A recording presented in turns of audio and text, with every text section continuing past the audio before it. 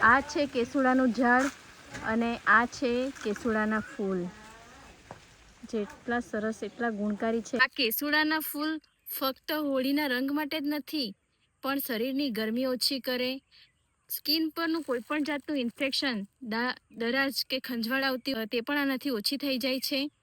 વાળમાં કોઈ પણ જાતનો ડેન્ડ્રફ હોય, સ્કાલ્પ ઇન્ફેક્શન થઈ ગયું હોય તે પણ આ કેસુડાના ફૂલ બહુ જ ફાયદાકારક રહે છે. એમાં પણ પછી તમારું પેટનું પાચન બગડી ગયેલું હોય, પાચન સરખું થતું ન હોય, તેમાં પણ આનો કાઢો બનાવીને પીવામાં કેસુડાના ફૂલનો ઉપયોગ થાય છે.